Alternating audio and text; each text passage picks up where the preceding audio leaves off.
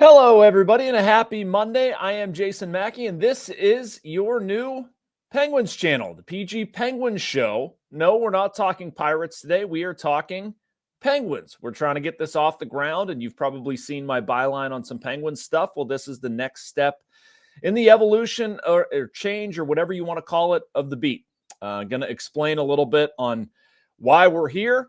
Also want to talk about this weekend's games, this inflection point in the Penguin season. I have a whole bunch of thoughts, but thanks so much for finding us. This is going to be fun. This has been something I wanted to get going for a little while now, and I'm happy to be talking a little bit of hockey with you, and we will be pumping out, 2-3 videos a week, something like that. I like putting out content and annoying people with it. So probably look for 3 videos, and we'll not necessarily be recapping games or anything like that, but discussing various storylines oftentimes in the morning like we're doing here, and you can consume it throughout the day. So, all right, first question here is, why are we here, right? Why are you watching me or listening to me? I was covering baseball for 5 minutes. Before that, I was a columnist at our place. Well, let me explain it to you a little bit. And so Matt Vensel moved into an editor's role at our paper, and I think he's going to do an awesome job at that, something I know that Matt has wanted to do for a while. It's a need that we had, and I think he's going to make our paper better. And so right now there was a need on hockey, and, well, I know it. I like it. I'm going to be totally honest with you that I don't really like off seasons. I don't do well in them. I don't rest well. I like to work. I like to stay busy. So Colin Beasley and I were on baseball, and there was an opportunity to go delve back into my hockey roots and, juice a couple trips to cool Canadian cities out of the deal. And I said, sure. Penguins have been an interesting team. They still are. We'll get into all of that, but I was happy to do it. So you're stuck with me for a little bit. We'll figure out the solution in January, something like that long term. Maybe it's me. Maybe it's somebody else. We don't really know. I don't need to know right now. It's something I've learned from covering sports that I'll come to the answer when I get there. And I appreciate the Post-Gazette and Ryan Wynn, our sports editor, and everybody at the paper for letting me feel it out a little bit. It's going to be fun. It's going to be a fun off-season project. Hopefully I get to produce some content that everybody likes. These videos are a part of it. Been writing a bunch.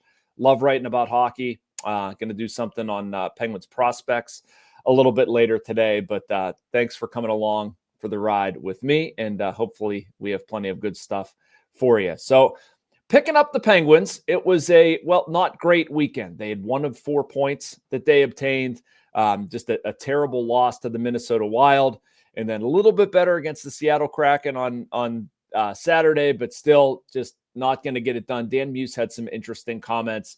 We'll get into all of those. I have a story at post-gazette.com today about the Penguins at the quarter pole and kind of what we can think about where they're at, what's good, what needs to change, and several storylines contained therein. Do have some FanDuel ads for you, of course. This kind of puts things in perspective. The Penguins are still plus 310 to make the playoffs. They are ahead of the Bruins, Canucks, and Sabres. Their team points this season, over under 84.5. The over is minus 115. The under is minus 111. Check out moresportsbook.fanduel.com. I don't know how I feel about that number. Right now, probably recency bias, I might go under. If we looked at their 8-2-2 start, I'd probably go over. And that's kind of the juncture that we find the Penguins at right now. I think that's what was going through Dan Muse's head on Saturday night at PPG Paints Arena. Honestly, one of the more intriguing post-game press conferences I've ever seen. I would put it up there with like Mike Sullivan just staring a hole through somebody, in those last 30 seconds. But Dan Muse, I thought, was very interesting. You've probably read, heard, saw, consumed his comments in some way. Just some highlights, though, so we're kind of on the same page. Our game was better, but we came out this weekend with 1 of 4 points. That's not good enough. Was our process better? It was, but we need to get points. We had an opportunity to. It's a fine line. He goes on to say, I'm not going to sit here and say that's good enough. It's not. We're past that. We need points right now. We had a weekend where we were no good yesterday. It was much better today. But if you look at this month, there have been too many games where we've said there are positives to take. You get the point. You get the point. And I think he was sitting there with that one. He knew the message that he wanted to deliver, and he's right. I think I'm guilty of this. I think other reporters are guilty of this. I think teams are guilty of this. You try to talk about, oh, there's this positive. Oh, there's this good thing. Fans don't care. And it comes to a point, I love this cliche, where the rubber meets the road, where you have to win. You have to win the game. It was a winnable game. Evgeni Malkin gives them a third period lead. Really liked the goal. Honestly, I like the evolution of the power play, which was terrible in the first period. Nearly 6 minutes of power play time, and they're doing the Penguins thing. They're doing the Penguins thing where they finesse it around the perimeter, trying to get too fancy, looking for a perfect play. No. Evgeni Malkin's right near the goal line, hacking and whacking, and gets the puck in the net. Great. They get the lead. Too many times, though, we've seen this team just – I don't want to say you need to learn how to win games, because that's not accurate. They have a lot of older guys who should know how to win games, but figuring out how to do it together. They botch a change. They get hemmed in their own zone, can't get the puck out. Seattle has it forever, and Matty Beniers ends up scoring a goal that, honestly, Sergei Murashov probably would have wanted back. That's a secondary storyline here that Murashov, I don't know, for the first part of the, first time that we've seen him, I should say, looked human. So anyway, that's what goes into Dan Muse's comments. You've got to get the result. You were absolutely terrible. I don't even know if Friday night's game is worth talking about. It was one of the worst performances for a hockey team I've covered. Just absolutely terrible. Nobody had anything. It was shared up and down the lineup, which was baffling, honestly. Like, my changeover onto this thing was a bunch of practices up in Cranberry where, like, the pace was good, the intensity was good. There's a lot of instruction. They're drilling down into details of the game. They're going through 6-on-5, 5-on-6, 3-on-3, little nuancy things that you only get so many chances to work at. And, well, it flopped. It flopped big time. Anyway, the Penguins have to get back at it. This is this might be hyperbole. That's okay. Just have some fun with me. This week might be the most important week of their season. I think this can go one of two ways. I mentioned the 8-2-2 start. Great, but what are they, 2-4-3? And they're past 2-4-3. I got to add that up in my head real quick. 2, 4, 3, 9. Okay.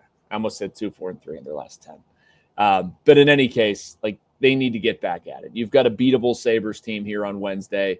You've got the Blue Jackets on Friday in Columbus. They need to have a good performance. And there's some things that need to get them there that I think I'm going to highlight.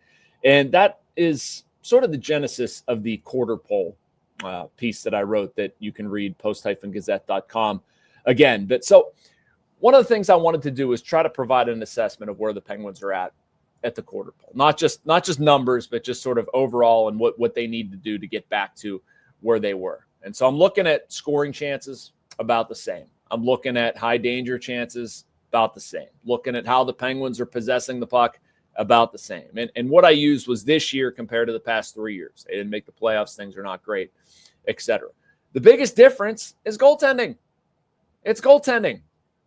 This season, the Penguins' save percentage has been very good. Obviously, it took a bit of a hit this weekend. Tied with Chicago for second best in the NHL at 908. Over the past 3 seasons, 896. Pretty easy. Find the variable. Special teams has been better. That's been a part of what the Penguins have done. That's why I made the point about the power play earlier. It was not good enough, but it was good when it needed to be against the Kraken.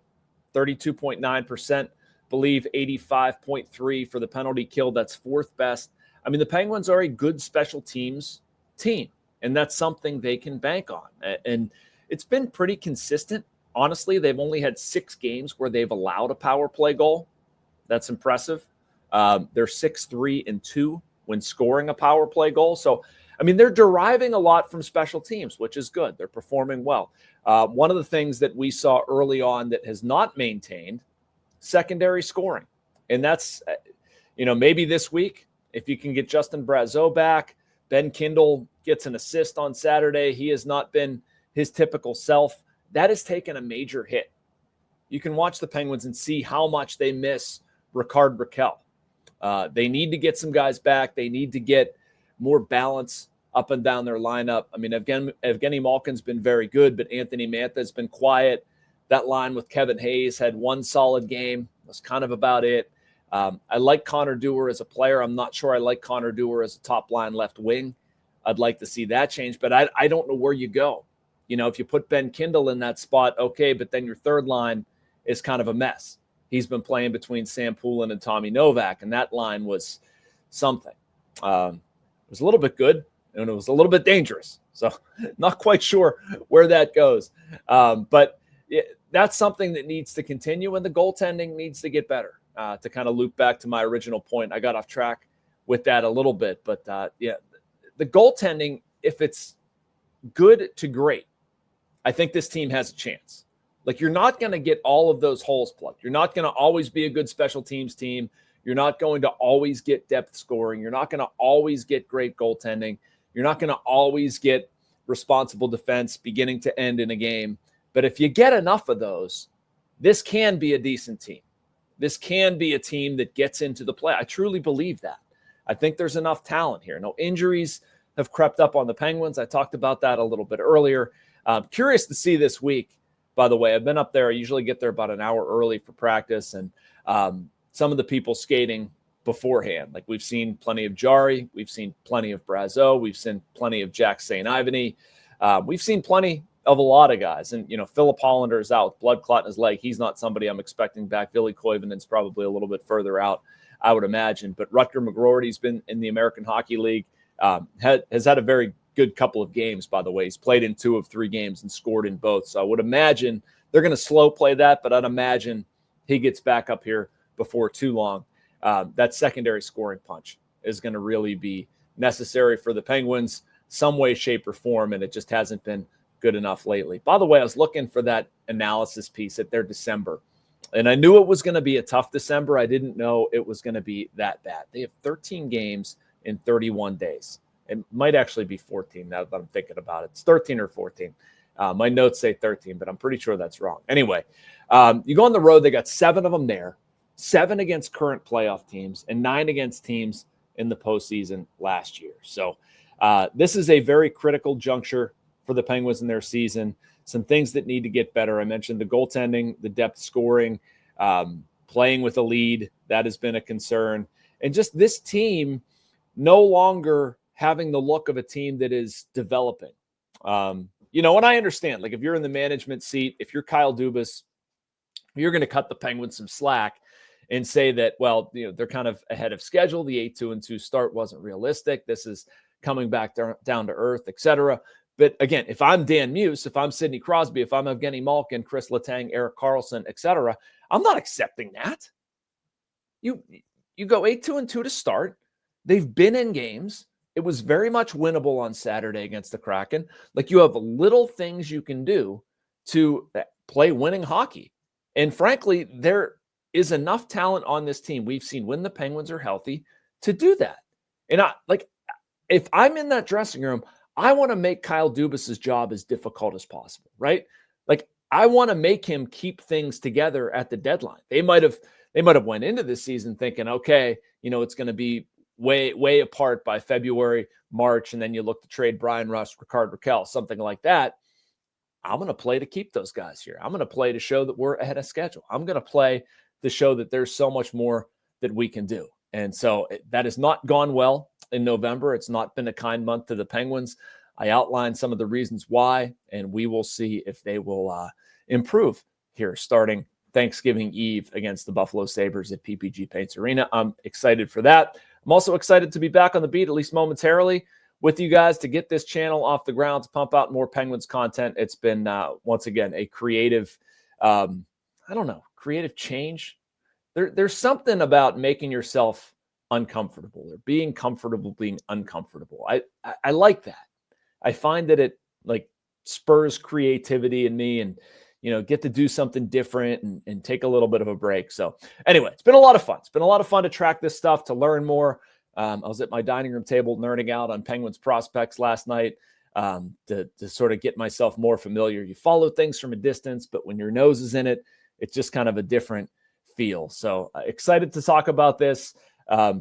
maybe we'll do some prospects on Wednesday. We'll go over what I learned and where guys are at. I also have some thoughts on Ryan Graves, Harrison Brunick. I think we're going to get some news today on Harrison Brunick and what he's doing in the American Hockey League. I'd expect a conditioning stint there, but we'll talk about that another day. Thanks so much for watching. Make sure you like and subscribe. You get all of this and so much more from our Post-Gazette North Shore Drive podcast and YouTube channels. And I will talk to you in a couple days.